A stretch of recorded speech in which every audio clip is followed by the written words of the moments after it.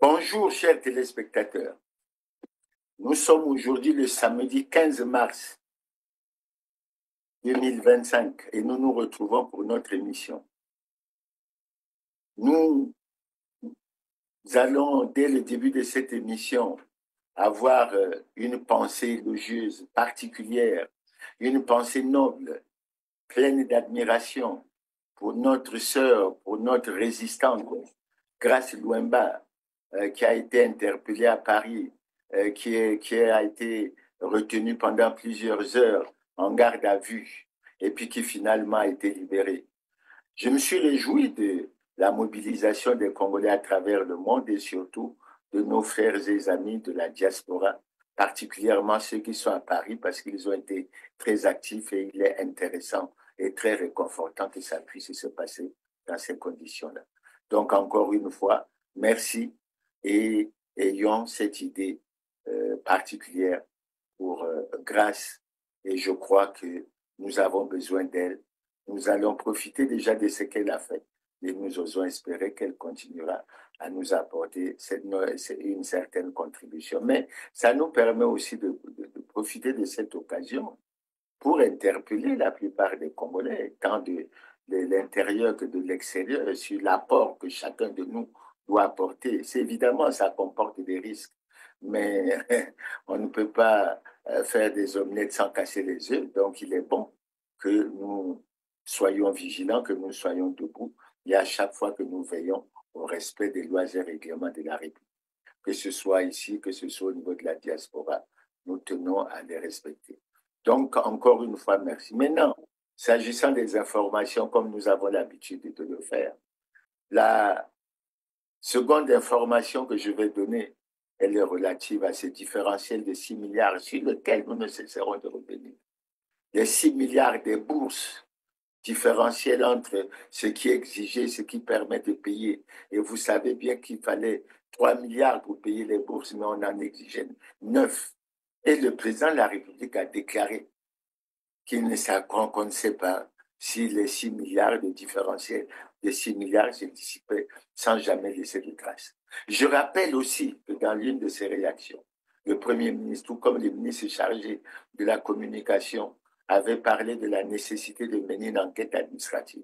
Mais depuis le 28 novembre jusqu'à aujourd'hui, on pense que pour un problème aussi important, l'enquête administrative aurait dû avancer. C'est pour ça que dans le même lot, au-delà des dossiers importants que nous connaissons et sur lesquels nous sommes assez souvent revenus, nous tenons à rappeler la déclaration du directeur général des douanes, qui nous a fait savoir, qui a révélé qu'en fait, en ce qui concerne le Congo, nous avions au cours d'une année pratiquement pour près de 600 milliards de francs CFA d'exonération douanière, pour des rentrées douanières rien que de 180 milliards. C'est scandaleux. Et nous avons des niches où nous pouvons travailler pour mobiliser davantage de ressources puis aller de l'avant.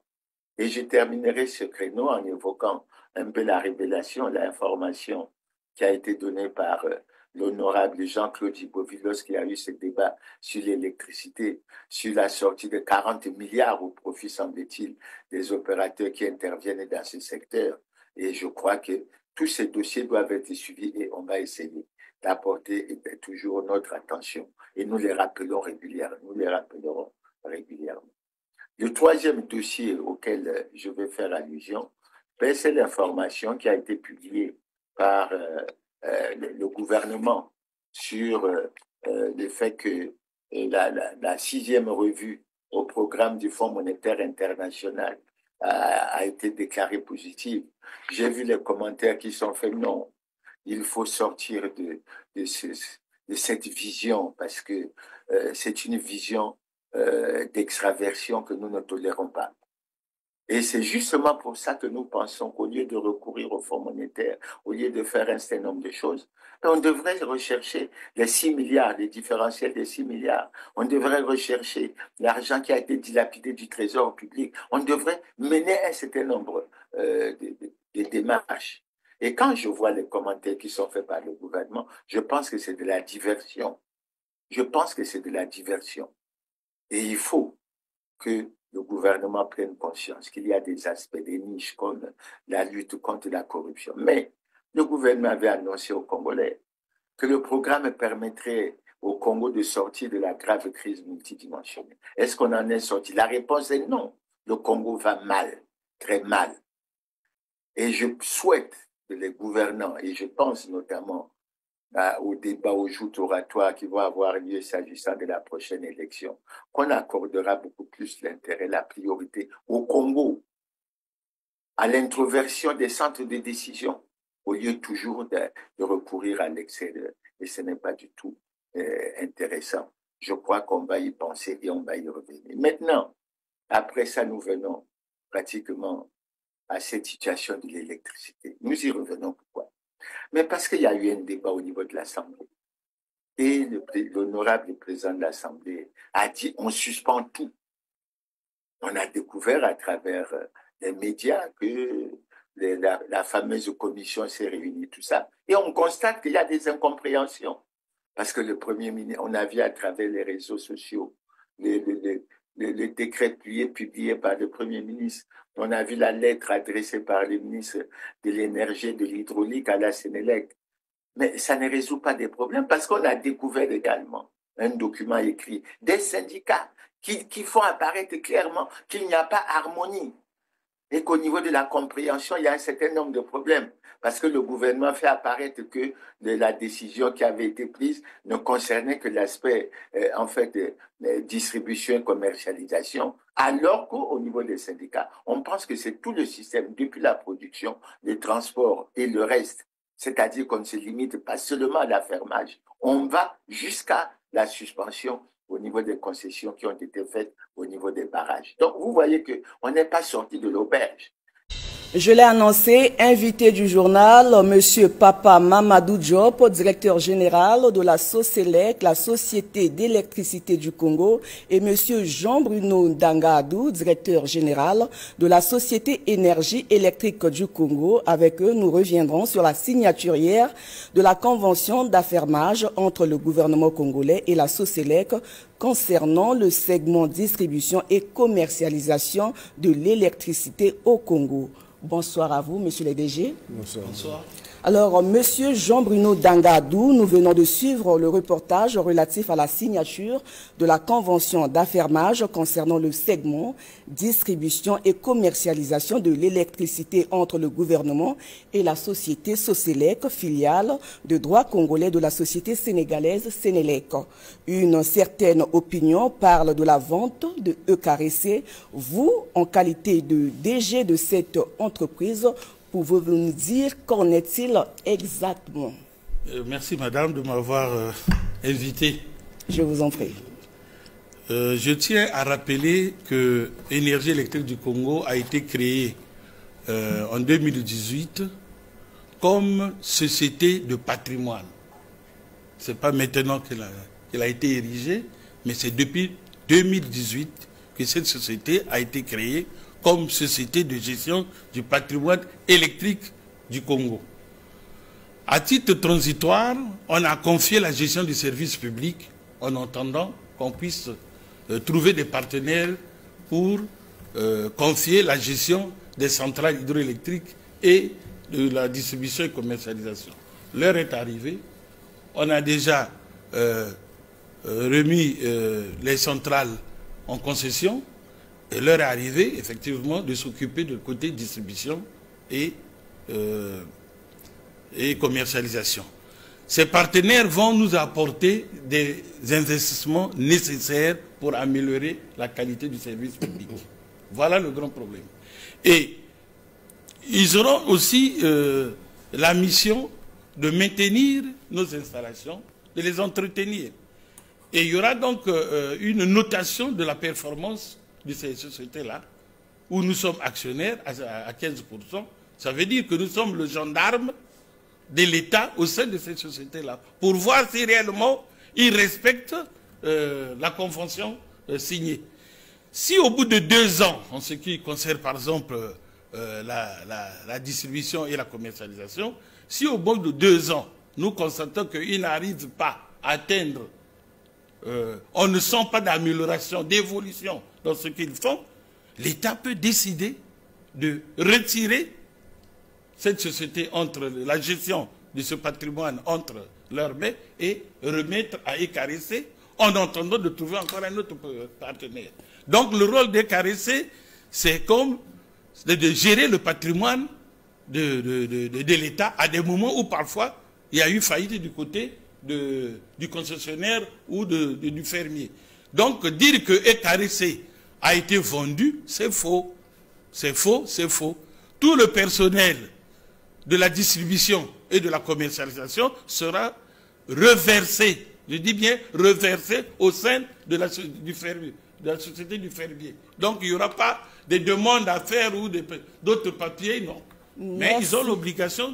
Et nous souhaitons que le gouvernement sorte de la distraction, de la diversion, et qu'on aille véritablement au vrai problème pour que nous n'ayons pas à souffrir.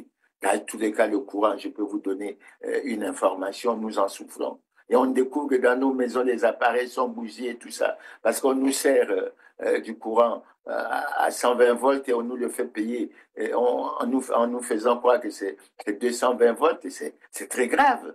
Et il faut qu'il y ait une remise en ordre, que les choses puissent avancer et qu'il n'y ait pas de problème là-dessus. Maintenant, l'autre dossier sur lequel nous ne lésinerons jamais pour revenir, c'est le dossier de l'annulation des accords qui ont été signés avec le Rwanda.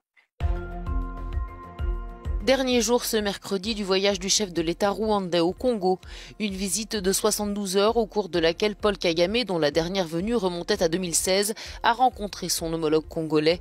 Les deux dirigeants ont convenu de plusieurs accords de coopération touchant divers domaines, 8 au total, couvrant notamment les mines et la formation qualifiante, mais aussi les secteurs culturels et sportifs, sans oublier l'agriculture. Sur ce dernier point, Kigali et Brazzaville ont notamment signé une convention des terres arables pour la culture maraîchère et établi 2 mémorandums d'entente. Après avoir estimé que le niveau des relations économiques entre les deux pays ne reflétait pas l'étendue et la profondeur des engagements pris en 2010 et 2011, les dirigeants rwandais et congolais ont invité leurs gouvernements respectifs à s'employer rapidement à l'élaboration de plans d'action en vue d'exécuter sans délai les accords déjà signés. Les deux chefs d'État se sont enfin accordés sur l'élargissement et l'approfondissement du champ de coopération entre leurs pays au profit des citoyens. Plus largement, Paul Kagame a dit vouloir renforcer les relations avec les pays d'Afrique centrale, non seulement dans le domaine de l'économie, mais également dans celui de la lutte contre l'insécurité. Nous savons que dès le départ, les Congolais, tant de l'intérieur que de l'extérieur, ont dit non à la cession, non à la vente, non à la cession de nos terres aux Rwandais. Oui à l'annulation pure et simple de ces accords. Et tout le monde a suivi les interventions du Premier ministre, tant au niveau du Sénat qu'au niveau de l'Assemblée. Et au niveau du Sénat, il s'est exprimé clairement en disant aux sénateurs, vous êtes les représentants du peuple. Vous parlez au nom du peuple. Si vous ne nous dites pas question, mais le gouvernement prend date. C'est ce qu'il tente de faire, même si ce n'est pas complet au niveau de l'électricité. Mais pourquoi au niveau des terres, ça pose problème? Nous avons écrit au Premier ministre pour lui dire qu'il fallait mettre fin au décret qui avait fait accorder une autorisation express d'occuper de 20 ans. Nous avons écrit au Premier ministre pour qu'il déclare caduques les 5 autorisations provisoires qui ont été accordées. Et nous constatons. Donc, il y a toujours un agenda caché dans cette affaire et nous allons y veiller pour que nous allions de l'avant. Maintenant, la dernière affaire pour laquelle nous allons revenir aujourd'hui, c'est un peu le problème des biens mal acquis. Nous revenons là-dessus parce que nous avons découvert sur les réseaux sociaux une image, une vidéo qui fait apparaître que le président Trump, le président des États-Unis, a signé un décret qui porte sur la saisie des immeubles, la saisie des jets, etc., de la plupart des gouvernants africains, qui pensaient aller se cacher là-bas, mais ils réalisent que ce n'est pas une cache, au contraire. Et je crois que ça nous pose des problèmes. Pourquoi? Mais parce qu'on se rend compte qu'en choisissant la voie de l'extraversion, mais nous n'avons pas la maîtrise des principaux centres de décision. Et en ce qui concerne, par exemple, c'est bien, on aura sorti des masses importantes de l'argent en appauvrissant les Congolais, mais en faisant que ce soit les pays extérieurs, non seulement qui en profitent pour leur développement, mais qui aujourd'hui ont la maîtrise de la décision, et c'est cette décision qui s'impose à nous. Les Congolais, pour la plupart, croyaient se cacher à travers cette vision d'extraversion, mais ils se rendent compte qu'ils sont rattrapés, et c'est véritablement dommage pour eux. Je crois qu'on aura l'occasion d'y revenir. Je cherchais l'image du président Trump, donc vous avez là. Et il faut que les gouvernants prennent sérieusement conscience de la situation. Nous avons intérêt à travailler pour développer nos pays. Et au Congo, malheureusement, on a choisi, semble-t-il, pour exécuter un projet de société qui s'appelle Ensemble poursuivons la marche, soi-disant, la marche vers le développement. Mais dans la réalité, on s'est rendu compte qu'on a choisi la voie pour la marche vers la ruine. Nous, l'enquête de Libération ce jeudi sur le détournement présumé de la manne pétrolière du Congo-Brazzaville, l'un des pays hélènes les plus pauvres du monde. Des centaines de milliers d'euros, de millions d'euros évaporés dans ce qui s'apparente au pillage de tout un pays où le revenu moyen par habitant n'atteint pas 5 euros par jour. Le premier volet de cette enquête, intitulé « Le président, l'intermédiaire et les millions envolés », raconte comment l'arrestation de cet homme d'affaires, Lucien Ebata, un proche du président Denis Sassou Nguesso, mis en examen en France en 2021 pour blanchiment et corruption active, comment son arrestation a permis la mise au jour d'un puissant système financier occulte au profit du clan du président Denis Sassou Nguesso, arrivé au pouvoir pour la première fois, on le rappelle, en 1979, une affaire qui a commencé en janvier 2012 à l'aéroport de Roissy où Lucien Ebata s'était fait arrêter en possession de sommes stupéfiantes en liquide, 182 000 euros et 40 000 $ en espèces non déclarées, au cœur de ce système de détournement présumé. Une société, la société de Lucien Ebata, la société Orion, du nom de la constellation symbolisant la force dans la mythologie grecque.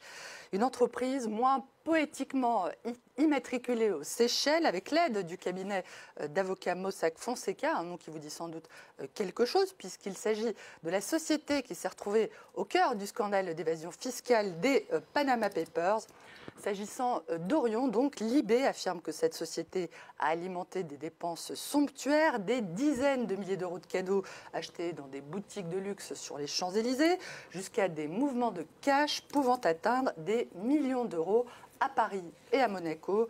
Libération évoque une affaire qui résonne avec celle des biens mal acquis, dans laquelle, on s'en souvient, des membres du clan de Denis Sassou Nguesso sont soupçonnés de s'être constitués des patrimoines illicites en France grâce à des détournements de fonds publics. Et c'est dommage. Mais au-delà de ces aspects, les informations elles sont très nombreuses. Nous allons nous limiter à celles-là. Nous allons attaquer la thématique de ce jour. La thématique de ce jour porte sur un problème que nous trouvons extrêmement important.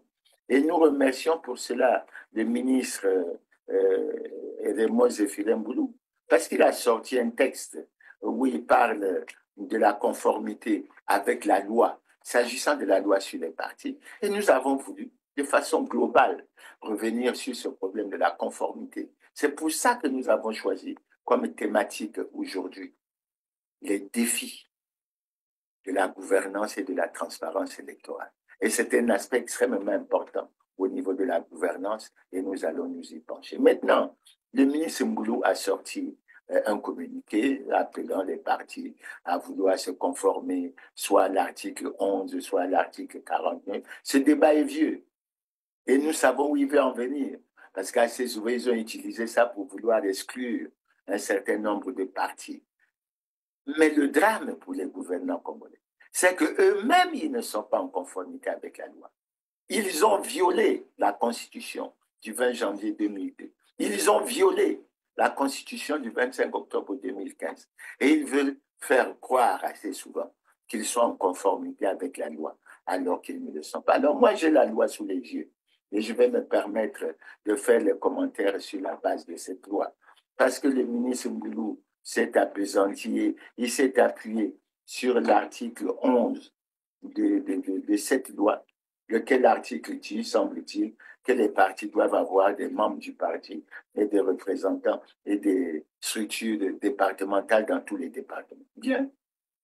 Mais à l'époque, en juin 2018, on avait rappelé au ministre Mboulou que l'application de cette disposition suppose la lutte efficace contre la corruption, contre l'enrichissement illicite, parce que tous les Congolais sont égaux devant la loi. Et il n'y a aucune raison que certains soient favorisés. Il ne faut pas favoriser ceux qui sont dans le vol, ceux qui sont dans la corruption, ceux qui sont dans ce qu'on appelle ici les antivaleurs, et chercher à sanctionner les honnêtes gens qui se comportent de façon intègre, avec beaucoup de probité, en respectant une certaine morale, en respectant une certaine éthique. Le ministre Mboulou s'est en plus penché sur l'article 49 pour dire que les partis qui avaient été créés ou sinon mis en place avant cette loi de 2017 doivent se conformer aux dispositions. Toujours, je rappelle, les débats qu'on a eus avec le ministre Mboulou en 2018, on y avait rappelé au ministre Mboulou que l'article 2 du Code civil dispose clairement que la loi ne dispose que pour l'avenir.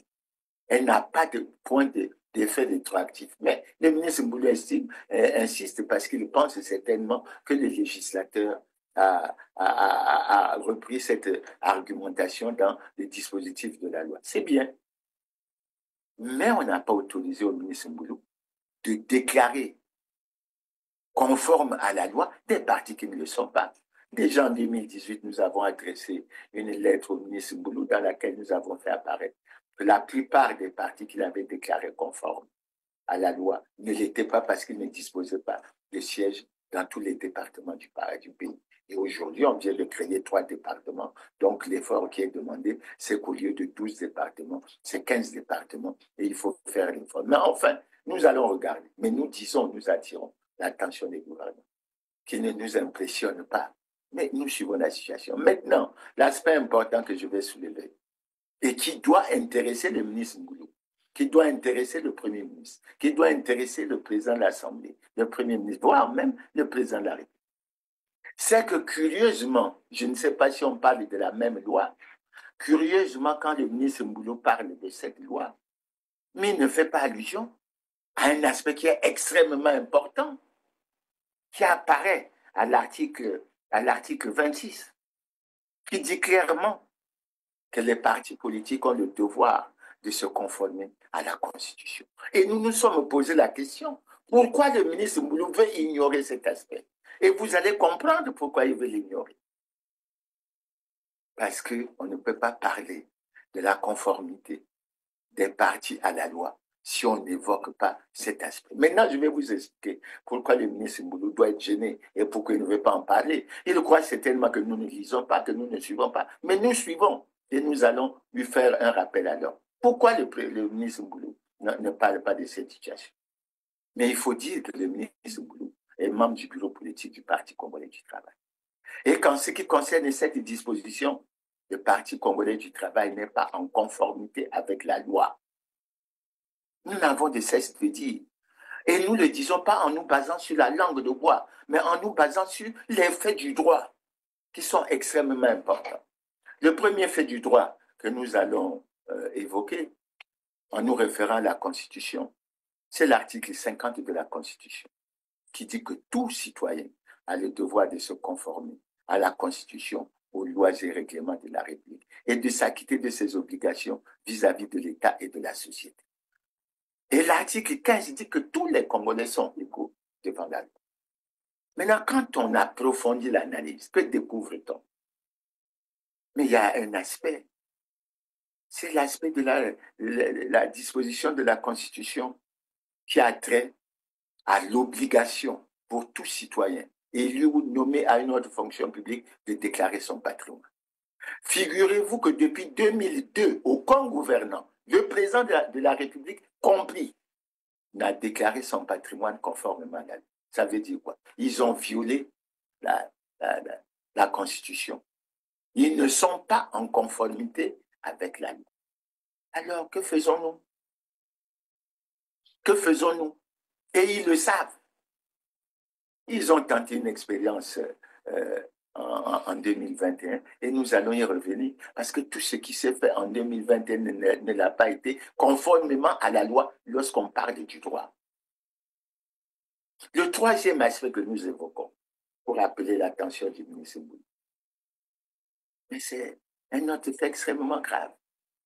Le ministre Mboulou fait partie des 2588 congressistes du Parti congolais du travail lors du 5e congrès ordinaire de ce parti en décembre 2019, qui ont décidé unanimement de reconduire M. Denis Sassou Nguesso comme président du comité central du Parti congolais du travail, en fait président de ce parti, en violation flagrante de l'alinéa 2 de l'article 80 qui dit que le mandat du président de la République est incompatible avec toute responsabilité au sein d'un parti politique.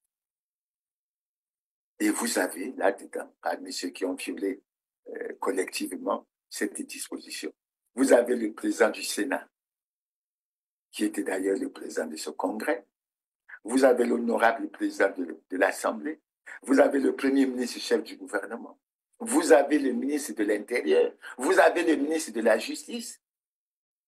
Et pour être simple, en parlant des membres du gouvernement, vous avez 22 membres du gouvernement qui sont membres du comité central, qui ont pris part à cette violation. Donc, elle est connue de tout le monde. Quand le ministre Mboulou parle de la violation des lois et règlements de la République, il ne faut pas qu'il oublie cet aspect. Et il faut qu'il revienne pour que les gens puissent considérer que ce qu'il veut, c'est effectivement la transparence, la conformité, pour que l'on essaye d'avancer. Mais par rapport à ça, si je prends rien que ces deux aspects, à savoir le défaut de déclaration de patrimoine et ensuite la violation de l'article 80 de la Constitution, mais nous disons que le Parti congolais du travail a violé la Constitution. La conséquence devait être laquelle? Et je vais essayer de lire l'article. C'est l'article 31 de la loi, je rappelle au ministre Mboulou, c'est la loi 2017, etc., avec tout ce qui s'apparaît. L'article 31 dit ceci. En cas de violation des lois en vigueur par tout parti ou groupement politique ou de trouble à l'ordre public, le ministre chargé de l'administration du territoire suspend par voie d'arrêté le parti politique concerné de toutes ses activités et ordonne la fermeture provisoire de ces locaux. Le ministre Mboulou, est-ce que ce n'est pas clair? Voilà pourquoi le ministre Mboulou, quand il parle des articles 11 et de l'article 49, il ne veut pas du tout parler de l'article 26, qui a des répercussions sur l'article 31, pour lequel on dit clairement que le Parti congolais du travail aurait dû être sanctionné. Mais pourquoi il n'a pas été sanctionné? Évidemment, la réponse peut être claire. Le ministre Mboulou est membre du bureau politique du Parti congolais du travail. Le président de la République, tout en étant président, est président du comité central du Parti congolais du travail. Est-ce que c'est normal? Non, ce n'est pas normal. Et nous allons revenir sur quelque chose que le président a déclaré récemment lors de l'entrée solennelle au niveau de la Cour suprême, l'audience solennelle au niveau de la Cour suprême. La loi est dure, mais c'est la loi. C'est clairement dit. Alors, qu'est-ce que nous avons constaté par rapport à ces aspects? Mais nous avons constaté que, en dépit de ça, l'administration, à travers le ministère de l'Intérieur et parfois à travers le ministre de l'Intérieur, ont signé des textes déclarant des partis comme le Parti congolais du travail, qui n'est pas en conformité avec la loi, comme étant conforme à la loi. Et parmi ces textes, mais vous avez, j'ai un décret ici, c'est le décret 13 205 du 21 octobre 2020, dans lequel, donnant la liste des partis soi-disant conformes pour l'année 2020, je crois, le Parti congolais du travail est en tête. Monsieur le ministre de l'Intérieur et de la décentralisation, les Congolais, ils sont vigilants. les Congolais sont debout. Et ils vous appellent, ils vous interpellent pour dire que vous avez déclaré conforme à la loi un parti qui ne l'est pas. C'est un fait grave. Un fait qui dénote qu'au Congo, on ne peut pas avoir, du point de vue de la gouvernance électorale, une élection libre, démocratique, transparente, crédible et apaisée. Voilà. Si j'étais méchant, j'aurais pu dire que voilà une preuve flagrante de la tricherie, de la fraude. Et c'est le début de la fraude électorale. Que faisons-nous? Parce que cet acte doit être considéré comme un acte extrêmement grave. Ça doit être considéré comme un acte extrêmement grave. Maintenant, si nous sortons du cas du ministère ou sinon du ministre pour attaquer le cas du président de la République, là aussi, assez souvent nous revenons là-dessus. Nous ne faisons pas la langue de bois. Nous nous reposons sur les faits de droit.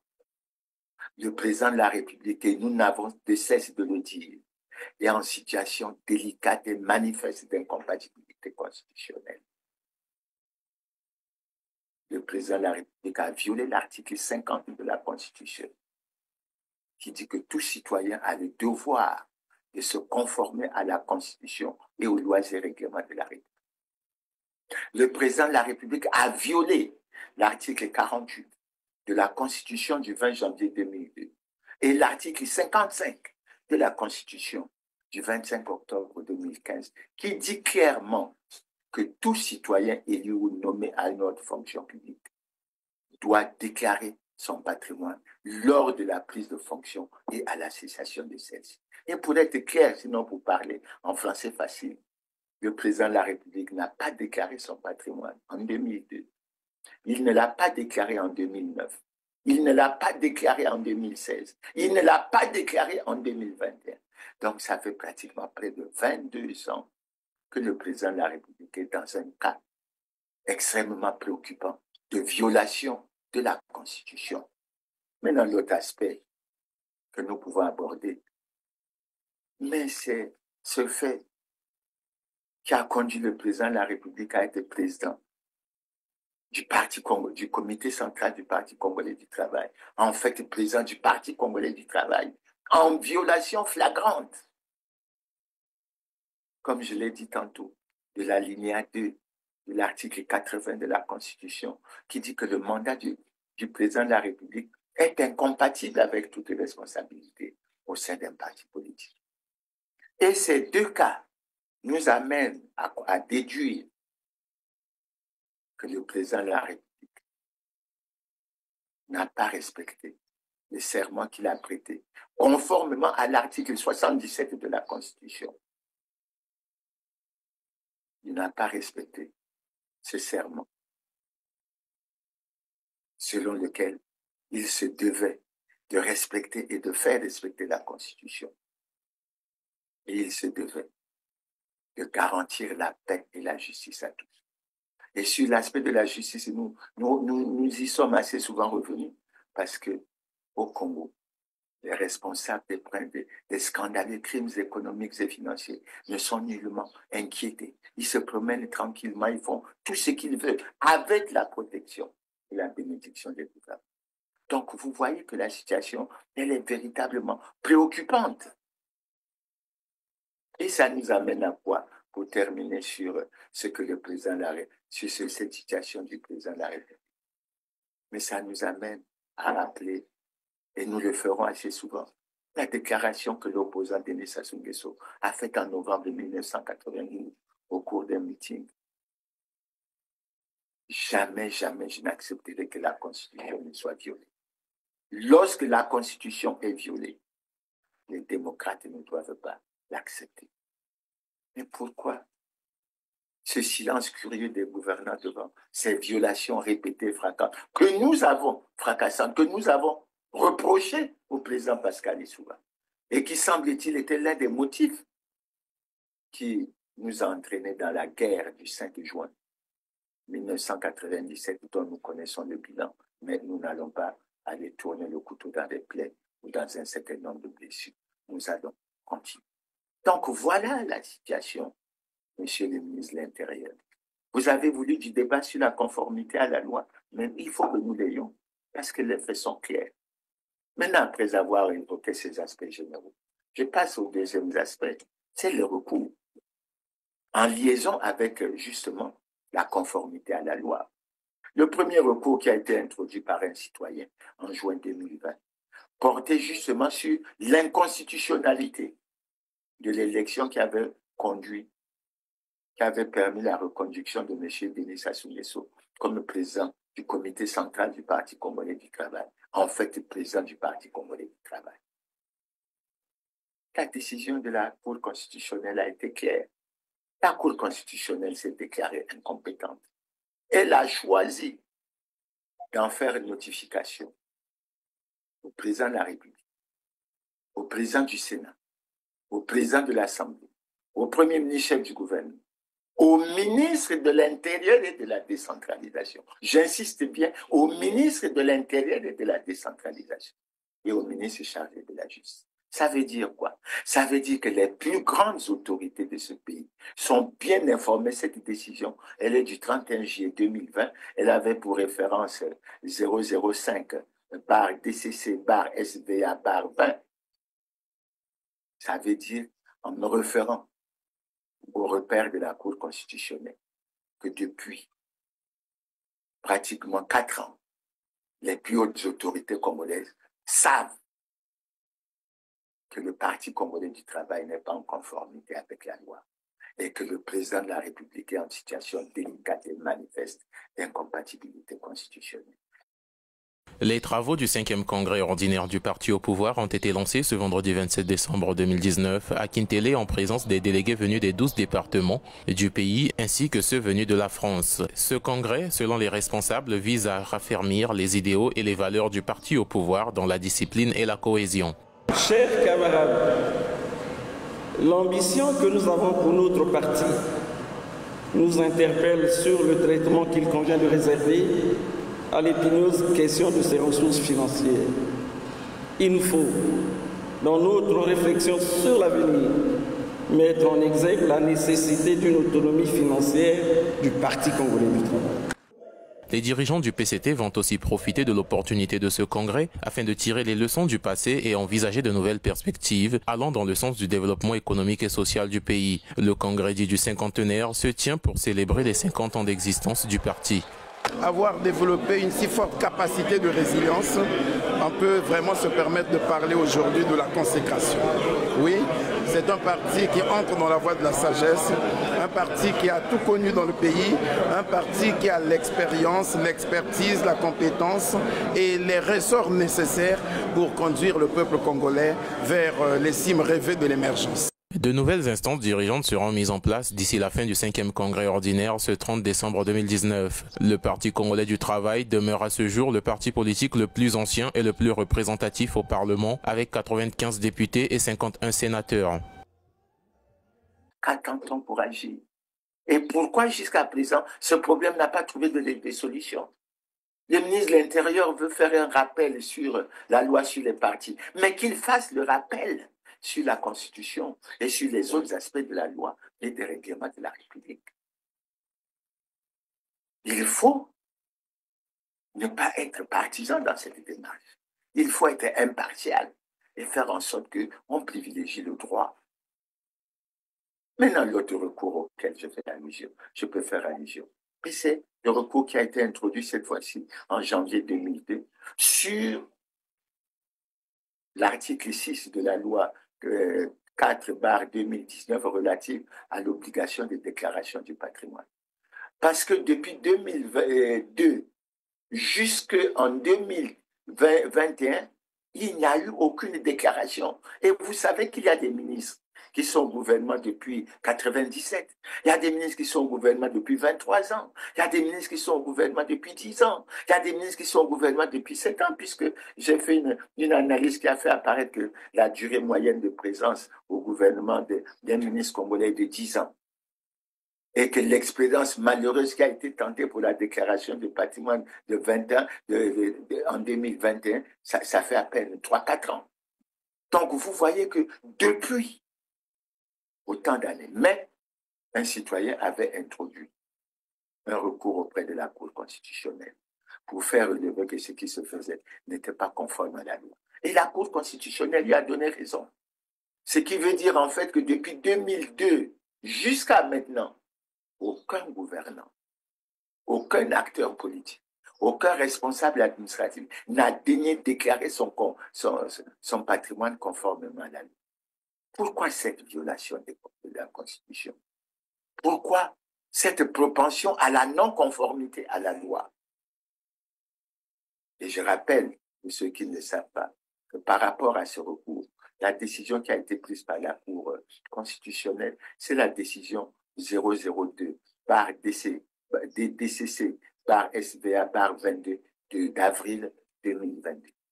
Et nous avons été très heureux qu'à la suite de la décision prise par la Cour constitutionnelle, que les démarches ont été entreprises tant au niveau du gouvernement que du Parlement pour introduire un amendement. Ça a été fait. Et la nouvelle loi a été adoptée en mai 2024. Mais depuis, il n'y a plus de déclaration du tout de patrimoine. Et il faut rappeler que dans le programme d'action gouvernementale présenté par l'Anatole Polynimakos en 2021, s'agissant de ce problème, qui est une disposition constitutionnelle, il avait lui-même déclaré qu'au-delà d'être un devoir de transparence, mais qu'il s'agissait d'une preuve de bonne gouvernance, de lutte contre l'enrichissement illicite et de lutte contre la corruption. Mais nous savons bien que le Congo est l'un des pays les plus corrompus du monde et que sur le terrain, il n'y a absolument rien qui se passe. Top 20 des pays les plus corrompus d'Afrique en 2022. La corruption érode la confiance, affaiblit la démocratie dans les pays d'Europe, d'Amérique et les pays les plus corrompus d'Afrique. Ceci entrave le développement économique et intensifie davantage les inégalités, la pauvreté, la division sociale et la crise environnementale. Sur tout le continent africain, la corruption est alimentée par un certain nombre de facteurs tels que l'instabilité politique institutionnelle et diverses formes de défis sécuritaires causés par les conflits violents. Transparency International utilise l'indice de perception de la corruption pour classer les pays du monde entier sur une échelle de 0 à 100, 0 étant le plus corrompu et 100 le moins corrompu. L'indice suit la corruption du secteur public dans le monde depuis 1995. Le dernier rapport de l'IPC a montré que le score moyen de l'indice en Afrique est de 33, soit le plus bas du monde. 1. Le Sud-Soudan. Ce pays a un score d'indice de perception de la corruption de 11, le plus bas du monde. 2. La Somalie. Ce pays a un score d'indice de perception de la corruption de 13. 3. La Libye a un score d'indice de perception de la corruption de 17. 4. Le score d'indice de la perception de la corruption est de 17 en Guinée équatoriale. 5. La République démocratique du Congo. La RDC a un score d'indice de perception de la corruption de 19. 6. Le Burundi, ce pays d'Afrique de l'Est a également un score d'indice de perception de la corruption de 19. 7. Le Tchad a un indice de perception de la corruption de 20. 8. Le Soudan a un score d'indice de perception de la corruption de 20. 9. Les Comores. Le score de l'indice de perception de la corruption de cette nation insulaire est également de 20. 10. La Guinée-Bissau a un score d'indice de perception de la corruption de 21. 11. Le Congo. Le score de l'indice de perception de la corruption est de 21. 12. L'Érythrée a un score d'indice de perception de la corruption de 22. 13. Le Zimbabwe, l'indice de perception de la corruption est de 23. 14. Le Nigeria. Le pays le plus peuplé d'Afrique a un indice de perception de la corruption de 24. 15. La République centrafricaine a un score d'indice de perception de la corruption de 24. 16. Pour la Guinée, l'indice de perception de la corruption est de 25. 17. Le Mozambique. Le score de l'indice de perception de la corruption est de 26. 18. Le Madagascar. L'indice de perception de la corruption est de 26. 19. L'Ouganda. Le score de l'indice de perception de la corruption est de 27. 20. Le Cameroun. L'indice de perception de la corruption est de 27. Et ça, c'est au désavantage du président de la République. Parce que là encore, je vous rappelle que le président de la République a fait une vidéo quand il était à l'opposition, où il a dit en lingala que je peux les prendre un à un, les placer devant moi en disant « je t'avais mis là, tu as volé ». Ça veut dire que le problème des détournements, il est bien connu. soki ezalaka te mokonzi te bango moko na moko na moko nakoki kotelemisa boye nalobi yo ozalaka boye osalaka boye oyibaka awa. Au niveau le plus élevé. Mais qu'est-ce qu'il fait que dans la pratique, on a choisi plutôt la voie de protéger les responsables des scandales et crimes économiques au lieu d'aller de l'avant. Et ça, à mon avis, c'est très très important et je crois que c'est un des aspects qu'il faut suivre sérieusement. Maintenant, je passe au troisième aspect. Le troisième aspect que je vais aborder de ce point de vue, c'est s'agissant de la conformité à la loi. C'est la loi numéro 28, je crois, 2017, portant sur le statut de l'opposition politique. Mais avant de faire l'analyse de ce texte, je vais me référer à une communication qui a été faite par le secrétaire général adjoint du Conseil national des Républicains en janvier 2025, après qu'il ait eu ou qu'il ait été interpellé par le conseil politique du président de la République. Et au cours de cette rencontre, qu'est-ce qui est ressorti? Il est ressorti, parce que j'ai la communication, excusez-moi, il est ressorti clairement que le conseil politique du président de la République interpellait le CNR du révérend pasteur Ntounou, d'abord en essayant de proférer des menaces. Parce que semble-t-il qu'après la rencontre que Jean-Jacques Serge Yombio Pangouali avec le révérend pasteur Ntoumi, ça a posé des problèmes. Et parlant de cet aspect, le conseil politique a relevé que si vous voulez la guerre, écoutez, nous sommes maintenant outillés. Nous avons maintenant des drones. Et cette fois-ci, on ne va pas négocier. On lancera les drones à votre recherche et on vous trouvera où que vous vous cachez. Vous vous rendez compte? L'autre aspect qu'il a évoqué, c'est de dire qu'il fallait que le Conseil national des Républicains sache qu'il bénéficiait d'un traitement particulier du pouvoir. Et que s'il ne changeait pas de manière de faire, évidemment, lui, il allait tout mettre en œuvre pour rendre public les informations sur ce traitement. Et en dernier point, il évoque le fait qu'au Congo, il y a beaucoup d'opposants, en fait, qui bénéficient d'un traitement particulier du pouvoir. Ce qui conforte la vision que le peuple, que la population a toujours eue de l'opposition, à savoir que vous êtes opposant le jour et la nuit, vous vous glissez entre les maisons pour aller chercher de l'argent. Et ça fait perdre la crédibilité à l'opposition. Ça fait perdre de la crédibilité à l'opposition. Et il a proféré comme des menaces en disant que les opposants qui jouissent de ce genre de traitement, il faut qu'ils soient disciplinés, parce que s'ils ne sont pas disciplinés, évidemment, ils subiront un sort que certains ont déjà connu et que d'autres pourront suivre. Donc, vous voyez que ça pose un problème de fond. Et à la suite de la communication faite par le secrétaire général adjoint du Conseil national des Républicains, il n'y a pas eu de démenti de la présidente de la République.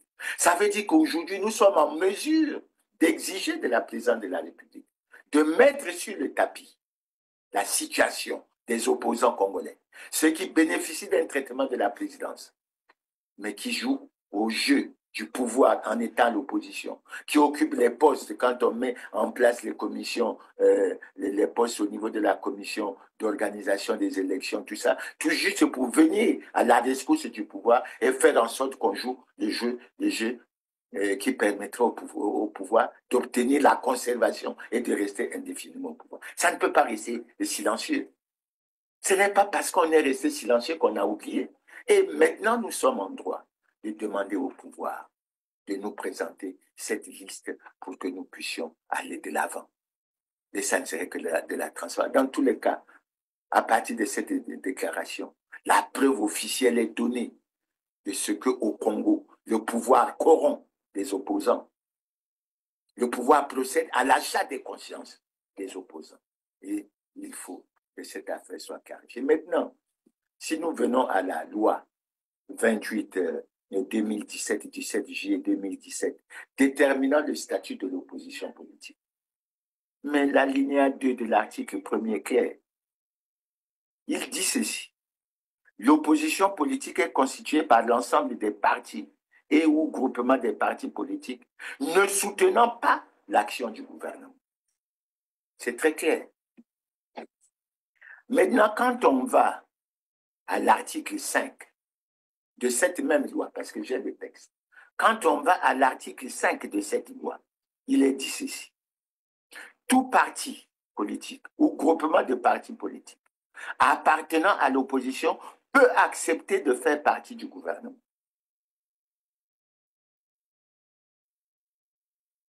En présence d'un opposant au gouvernement, plutôt, excusez-moi, la présence d'un opposant au gouvernement l'astreint à la solidarité gouvernementale. Répondons clairement en français facile à cette question.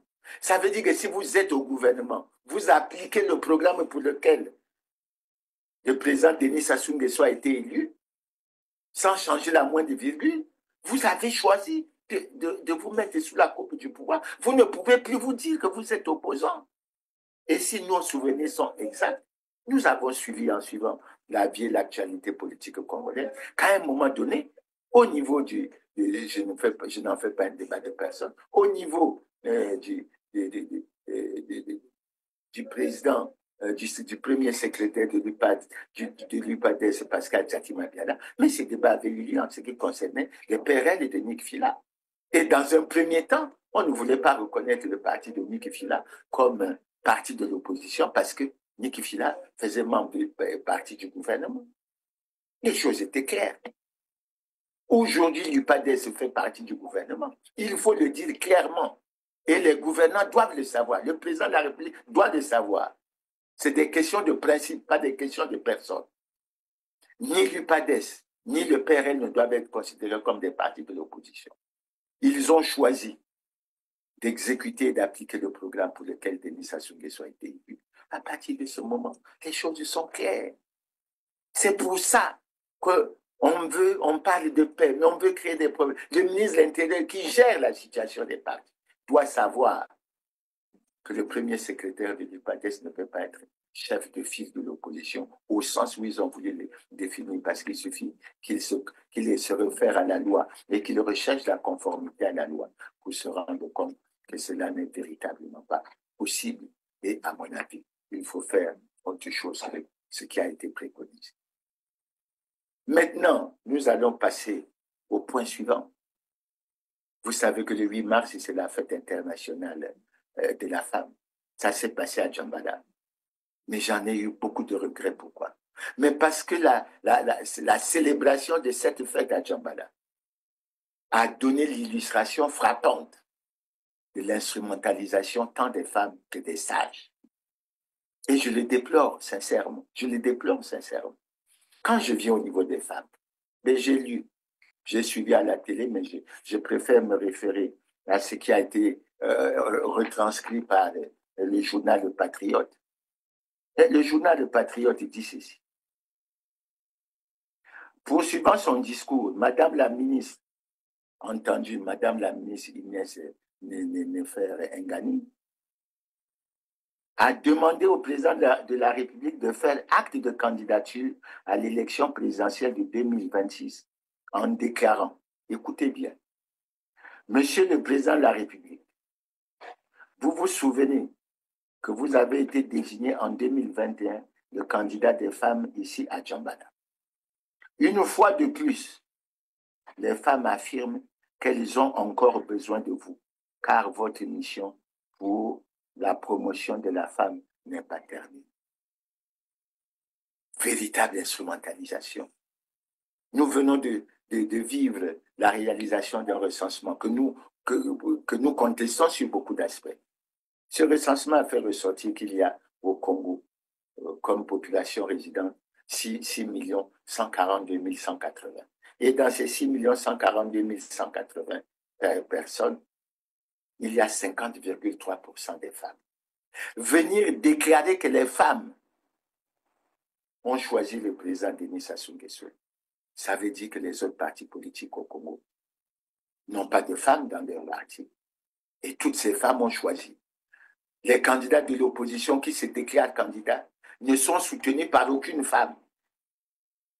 Mais ce que la ministre ne dit pas aux femmes du Congo, c'est que le président de la République est président du Parti congolais du travail, en violation flagrante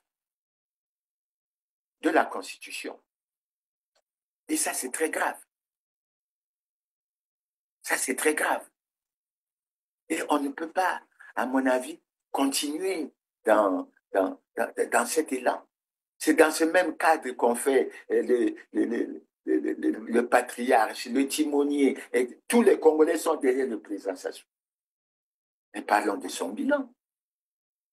Madame la ministre chargée de la promotion de la femme dit que le président Denis Sassou Nguesso n'a pas fini. Donc, sur les 6 142 180 Congolais, il n'y a que le président Sassou qui peut travailler dans ce pays pour la promotion de la femme. Vous prenez les Congolais pour qui? Vous prenez l'intelligence des Congolais pour qui? Donc, dans ce pays, le seul être intelligent s'appelle Denis Sassou Nguesso. Les autres sont des idiots, sont des imbéciles. Mais faisons le bilan du président Denis Sassou Nguesso. Madame la ministre doit savoir que ce bilan se fait de manière très simple. Il n'y a pas d'eau, il n'y a pas d'électricité, il n'y a pas de route. Et le Premier ministre a dit il n'y a pas d'argent pour viser le barrage du Doué. Il n'y a pas l'argent pour... Enfin, il n'y a pas l'argent. On ne sait pas où est parti l'argent. L'argent du pétrole. Les Congolais, quand on voit le bilan du président Sassou après 41 ans au pouvoir, c'est la misère et la souffrance. Et ce que vous voulez, je m'excuse d'être aussi direct, c'est la continuation de cette misère et de cette souffrance, prétextant qu'en dehors du président Denis Sassou Nguesso, il n'y a aucun Congolais qui peut assurer les fonctions de la magistrature suprême. C'est pas sérieux. Au Congo, Pointe-Noire suffoque sous les déchets qui jonchent la ville. Pas de services municipaux de nettoyage et les maladies comme le choléra font leur retour à cause de l'insalubrité. Nathalie Sarfati. C'est le quotidien des habitants de Pointe-Noire. Ils cohabitent depuis des années avec les immondices éparpillés dans les rues, les déchets qui s'amoncellent et qui polluent les rivières, une insalubrité qui exaspère la population. L'État congolais doit nous aider parce qu'il n'y a pas de caniveau ici pour que l'eau s'évacue. La saison sèche est là. Il faut nettoyer, on ne dormait pas à cause des inondations. L'eau stagnante infectée de moustiques, les déchets qui côtoient les aliments, ce sont autant de vecteurs de maladies. Une situation qui empire à Pointe-Noire où de nombreuses voix s'élèvent pour demander une intervention de l'État. La gestion des déchets incombe aux collectivités. Ce n'est pas monsieur tout le monde qui doit gérer les déchets, c'est la collectivité locale. Donc c'est les villes qui ont l'obligation de gérer les déchets ou éventuellement l'État, donc le ministère de tutelle. Devant l'indifférence des pouvoirs publics, certains habitants se sont improvisés éboueurs en collectant les déchets des ménages dans certains quartiers moyennant finance. Mais se pose toujours le problème de l'absence de décharge. Que faire des ordures? Déléguer ce travail-là aux entreprises privées et accompagner ce travail par une politique locale de gestion de déchets, un plan directeur de gestion de déchets et enfin une campagne d'information, de communication et d'éducation à l'endroit des populations pour les changements de mentalité. Il y a urgence. En l'absence de politique d'assainissement, Pointe-Noire doit de plus en plus faire face à une recrudescence de maladies comme le choléra ou la poliomyélite. L'insalubrité favorise aussi le développement du paludisme. Personnellement, je ne peux pas l'admettre. Et au sein de mon parti, on ne peut pas l'admettre. Maintenant, s'agissant des sages, là aussi, c'est l'instrumentalisation totale. Alors les sages de Djambala ont remis un fauteuil traditionnel au chef de l'État qui devrait l'occuper en 2026 après l'élection. Ce cadeau riche en symboles est un message que les notabilités traditionnelles Téké ont envoyé aux détracteurs du président Denis Sassou Nguesso et aux contestataires sans scrupules. C'est pas sérieux de nous traiter, nous autres qui ne sommes pas en harmonie avec le président Sassou Nguesso qui a plongé le pays dans la catastrophe comme détracteur, en utilisant des mots d'une impolitesse qu'on ne peut pas qualifier. Non, on ne peut pas l'accepter.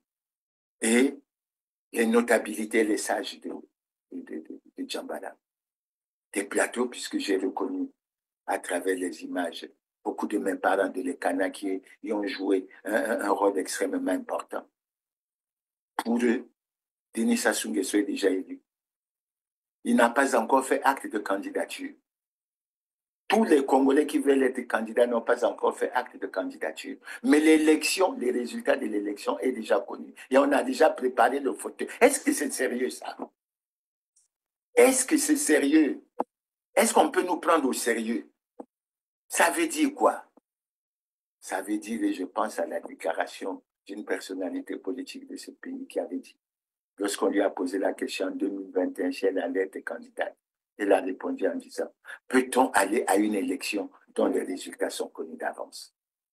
Et pourtant, le PCT a été très critique à l'endroit du président Lissouba, essayant de mettre sur le président Pascal Lissouba, sur le dos du président Lissouba, la déclaration selon laquelle on ne perd pas une élection qu'on organise. Donc maintenant, avec le PCT, on veut nous faire croire qu'on ne perd pas une élection qu'on organise. Ce n'est pas sérieux.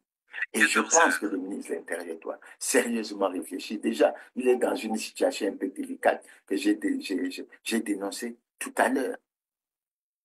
Je vais essayer de m'adresser particulièrement à mes parents de l'Ekana, notamment ceux qui se considèrent comme notables et sages.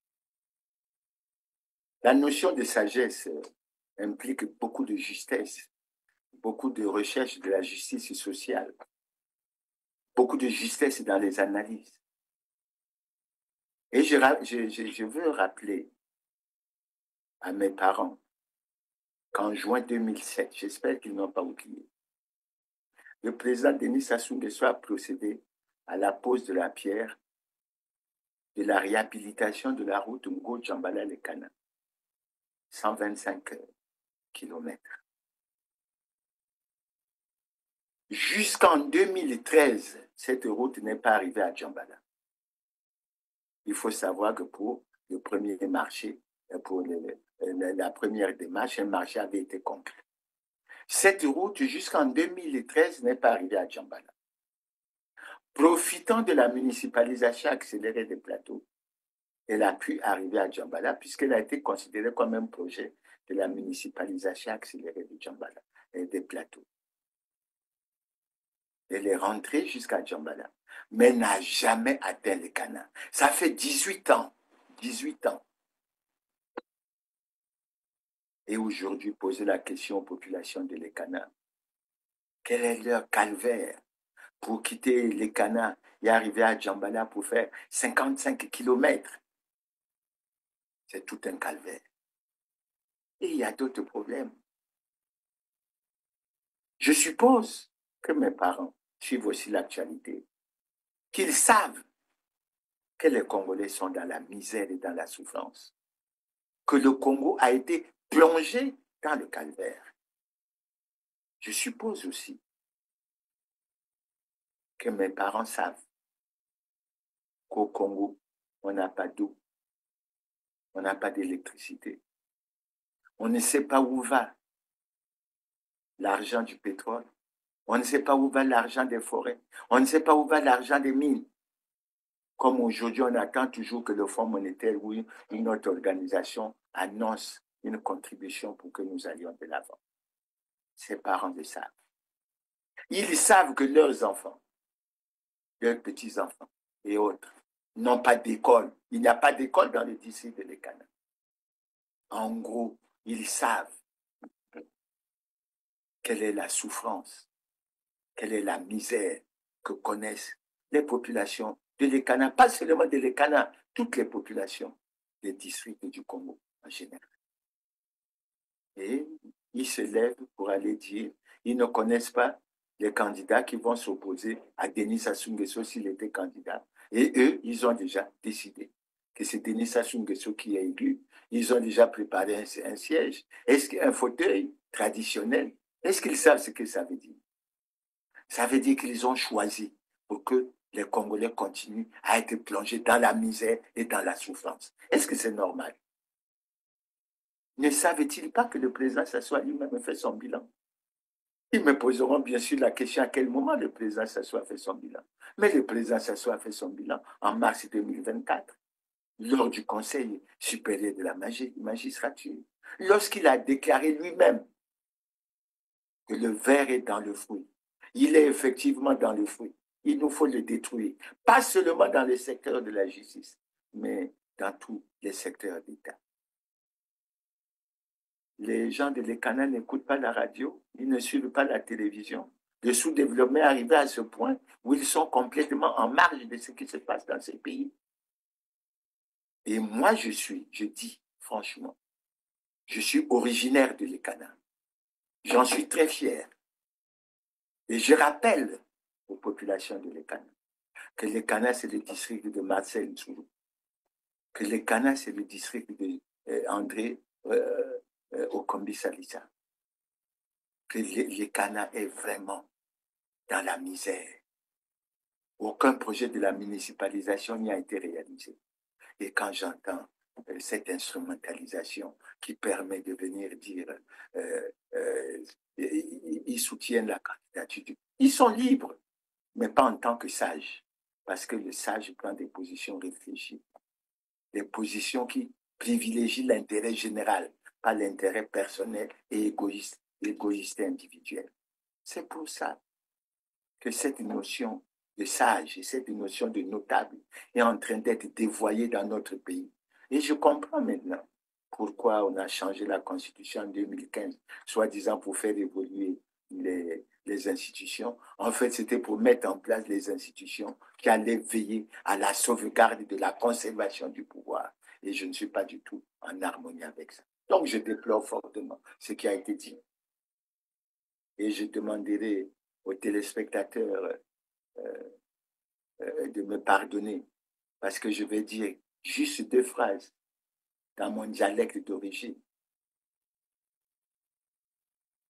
Les palgonchons liés, les palgonchons liés. Nsie bari mugilga. Les palgonchons liés, les palgonchons liés. Nsie bari mugilga. Donc, après leur avoir fait cette invite, pour leur dire, retrouvez le droit chemin. Retrouvez le droit chemin. Le Congo en a besoin. Et je vais passer au dernier point qui va me permettre de passer à la conclusion. Quand je suis tout ce développement, quand je suis ce débat, d'abord, je dois dire que je comprends mieux les réactions des Congolais à la suite de la déclaration du représentant spécial du secrétaire général des Nations Unies pour l'Afrique centrale, lorsqu'il a invité les partis politiques à être des instruments pour la consolidation et le maintien de la paix. Mais cela a révolté beaucoup de gens, parce que pour eux, dans leur analyse qu'ils se font, le Parti congolais du travail n'agit pas pour la consolidation de la paix dans ce pays, n'agit pas pour la stabilité, n'agit pas pour la tranquillité des cœurs. Et c'est ça qui a fait qu'il y a eu un certain nombre de réactions vives. Mais j'interpelle les Congolais qui ont ce point de vue pour leur dire, c'est de notre responsabilité. Quand je dis nous, c'est nous les Congolais. Parce que nous devons prendre le destin de notre pays entre nos mains. Nous devons faire l'effort d'informer l'opinion nationale et internationale, d'informer la communauté internationale sur la situation réelle que connaît notre pays, sur le chaos, sur le fait que le Congo est un pays en péril. J'ose espérer que nous allons tout mettre en œuvre pour que, au niveau de la communauté internationale, particulièrement des Nations Unies, que nous nous efforçons à leur donner la bonne information, l'information réelle sur la situation du Congo, qui, en fait, il faut le reconnaître, est un pays en danger, qui est un pays en péril et qui a besoin de l'assistance de la communauté internationale pour sortir de cette situation extrêmement préoccupante. Mais, après avoir dit ça, je vais passer à la conclusion. Chers téléspectateurs, je suis très heureux d'avoir abordé ce sujet. Je suis très heureux que le ministre Mboulou ait introduit ce débat et je souhaite que ce débat ait lieu. Mais lorsque on suit ce débat, qu'est-ce qu'on découvre? Les gouvernants du Congo ne sont pas en conformité avec la loi, à tous les niveaux. Le président de l'Assemblée, le président du Sénat, le ministre de l'Intérieur, le ministre de la... Ils ne sont pas en conformité avec la loi.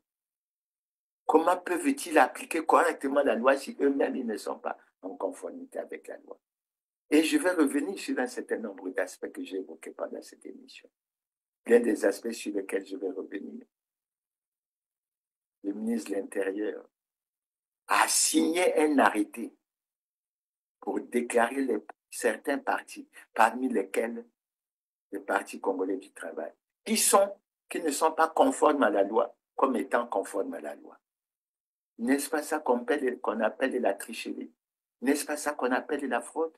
Peut-on penser que dans ces contextes, dans cet environnement, on peut aller à une élection libre, démocratique, transparente, crédible et apaisée? Je dis non. Je dis non. L'autre aspect que je vais soulever, le ministre de l'Intérieur et de la décentralisation s'est refusé d'appliquer une de ses attributions. L'article 31 de la loi sur les partis, qui dit clairement qu'en cas de violation des lois en vigueur par un parti ou un groupement de partis politiques ou de troubles à l'ordre public, le ministre chargé de l'administration du territoire suspend le parti concerné de toutes ses activités et ordonne la fermeture provisoire de ces locaux. Pourquoi ce n'est pas fait? Certainement parce que le ministre Mboulou est membre du bureau politique du Parti congolais du travail. Certainement parce que le ministre Mboulou sait que le président de la République est en violation de la Constitution, président du Parti congolais du travail. Mais l'article 15 est clair. Tous les Congolais sont égaux devant la loi. Je crois que ça doit être retenu. Et j'aime lorsque j'entends dire que la loi, c'est la loi. Elle est dure, mais c'est la loi. Elle s'applique dans toute sa rigueur à tous. Nul n'est au-dessus de la loi. Ça veut dire que les Congolais qui se sentent offusqués quand je dis que le président Denis Sassou Nguesso n'est pas en conformité avec la loi, mais ce n'est pas une injure, c'est un constat. C'est le fait ce n'est même pas une révélation, mais c'est une situation véritablement vécue. Si je passe maintenant au président de la République après ce qui a été dit, mais nous n'avons de cesse de dire le président de la République est en situation délicate et manifeste d'incompatibilité constitutionnelle. Il est président du Parti congolais du travail en violation flagrante de la Constitution. Ce qui me permet de constater d'ailleurs que le président de la République a violé la Constitution de 2002. Il a violé la Constitution de 2015. Ce qui me conduit à poser la question, au-delà du président de la République et des gouvernants, est-ce qu'il y a une constitution que les gouvernants congolais peuvent respecter? Les gouvernants congolais ne savent-ils pas que la constitution est sacrée et qu'ils ont le devoir de la respecter? Non, ça, le président de la République a déclaré, la loi est dure, mais c'est la loi.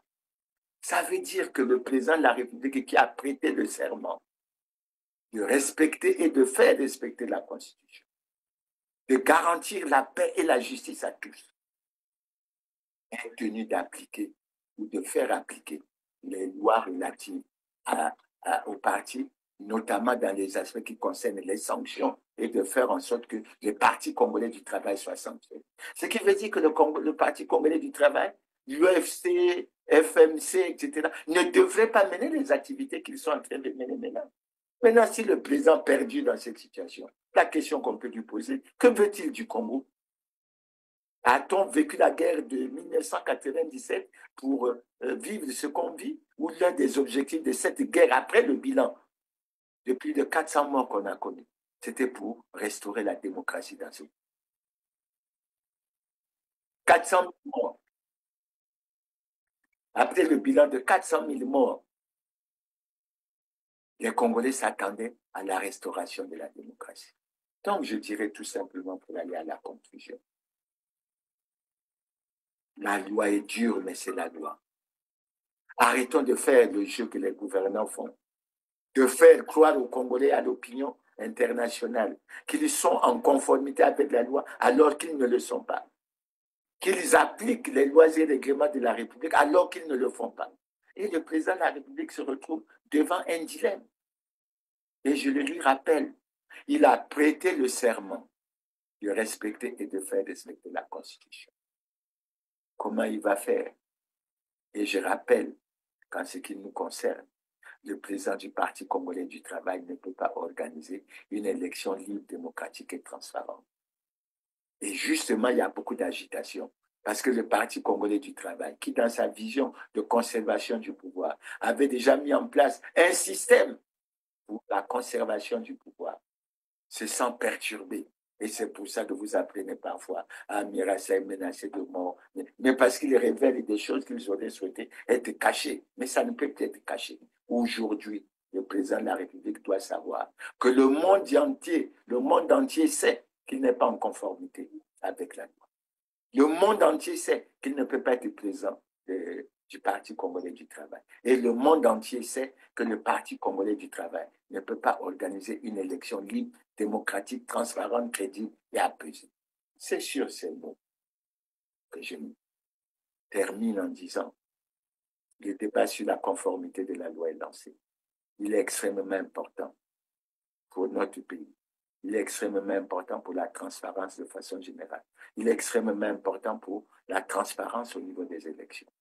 Donc nous osons espérer que les gouvernants nous ont suivis. Je ne sais pas, lorsqu'on parle du vivre ensemble, si c'est cette dimension qui est prise en ligne de compte. Je ne sais pas quelles sont les propositions qui pourraient être faites, mais aujourd'hui, il faut que nous sachions que cette situation, elle est préoccupante. Et il est de notre responsabilité de tout mettre en œuvre pour que nous en sortions. Donc, chers compatriotes, je vous interpelle, mais